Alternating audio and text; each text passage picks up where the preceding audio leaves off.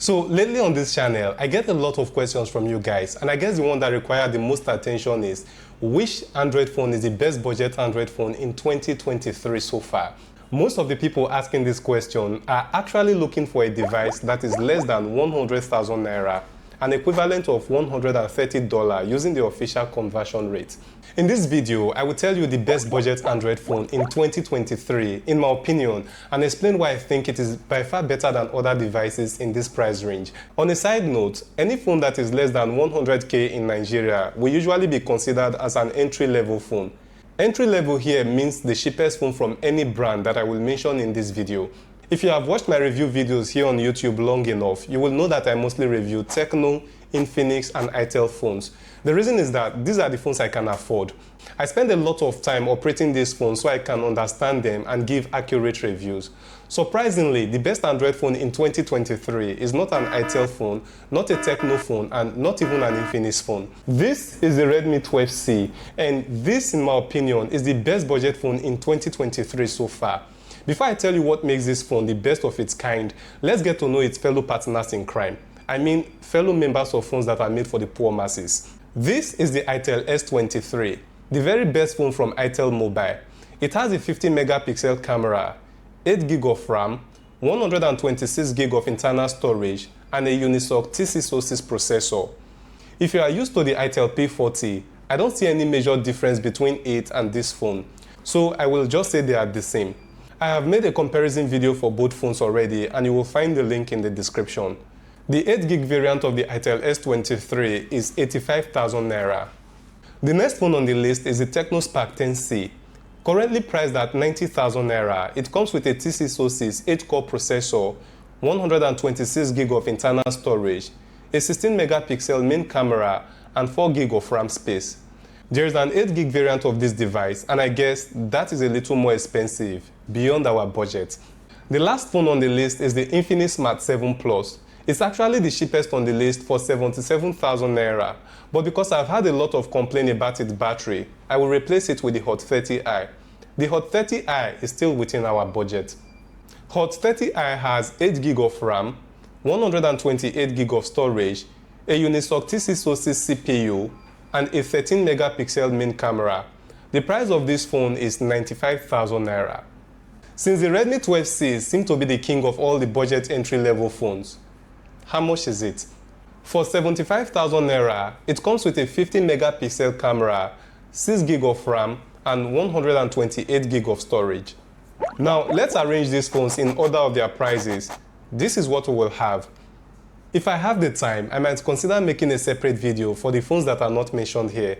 These are the 3 reasons why I think that the Redmi 12C is better. The first reason is the processor. The Helio G85 CPU on this phone is massive for its price.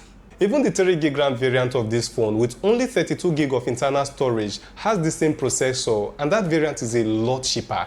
To compare the difference, this is nanoreview.com comparison on the Helio G85 and the TC06 processor used in the other phones.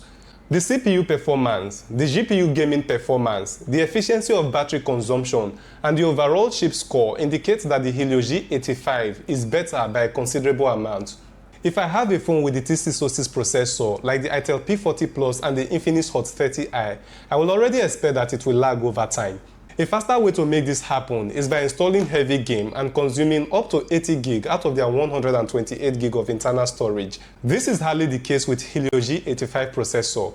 I'm not saying it won't lag, but you get to enjoy faster performance and longer period of time without lagging. Also, considering that the processor used in the Redmi 12C is more efficient when it comes to battery consumption, puts it ahead of the other phones. So you will enjoy smooth gaming experience over a long period of time since the battery won't drain fast.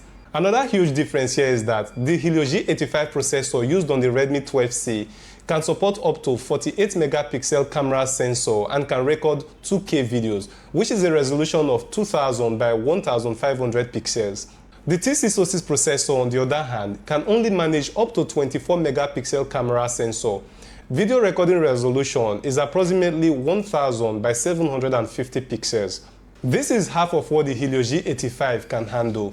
What this means is that if I take a picture of this flower on both phones, the Redmi 12C with Helio G85 processor and a 50 megapixel camera will still be much clearer when I zoom in.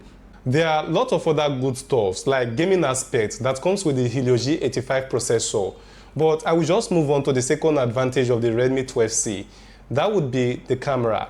Now, I believe that I'm offering you a piece of very useful information in this video. It takes me a whole lot of time to research this information and ensure that you get accurate updates. In order for me to get the needed motivation and keep giving you my best, please like this video and subscribe to my channel. It's very important to me and thank you in advance. Now, back to the second advantage of the Redmi 12C. It has a 50 megapixel camera, the same as the Itel S23. But since the processor of the Itel S23 cannot handle a single 50 megapixel camera, a user with the name Michelle commented on one of my videos that it probably uses pixel binding, where it combines 4 separate 12.5 megapixel pictures into a given 50 megapixel picture. While this is possible, I have 2 problems with this assumption. To get 4 different 12.5 megapixel pictures that will be combined into one single 50 megapixel picture, the Itel S23 needs at least 4 different 12.5 megapixel cameras. At the back of the phone, one of the only 2 cameras here is a single 50 megapixel sensor. The other camera is a 0.8 megapixel sensor. If there were up to 4 cameras at the back, the pixel binding option, as Michelle suggested, would have been valid. Then second, the quality of the camera from the Itel S23 does not reflect in any way what a 50 megapixel camera would normally offer on the average. So if you take the same pictures on the Itel S23 and on Redmi 12C, the quality will be so different, despite that they have the same 50 megapixel sensor. Long story short, Redmi 12C has a better camera. So if you are starting off on TikTok and you want to make presentable videos, whether live videos or not, you may want to consider this phone if you are super low on budget. The last advantage of the Redmi 12C is the price. I'm still struggling to understand why this phone has a better processor, better camera, yet still cheaper than the other devices in this video. This phone is available online and a discount is currently being offered for it. I will leave a link in the description that will take you to Redmi's official store in Jumia.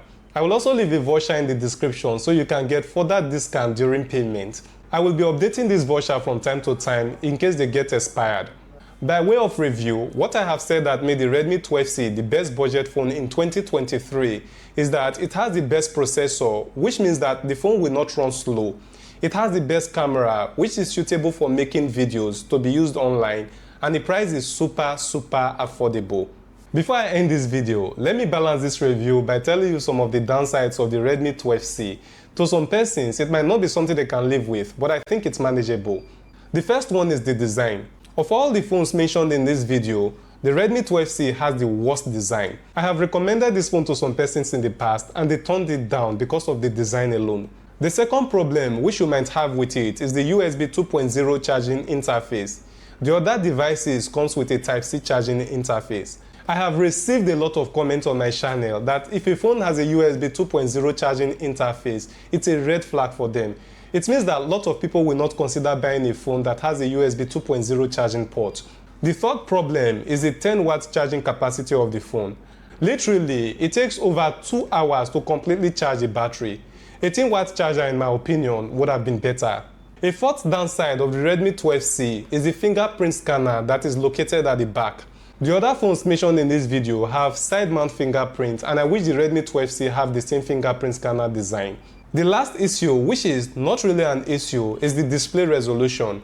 It has a 720 by 1600 pixel, which is the same for all the other phones. For the price of the Redmi 12C, this is the normal display resolution to expect. The problem is that the high quality footage that the 50 megapixel camera of this phone will offer will hardly be noticed on this display.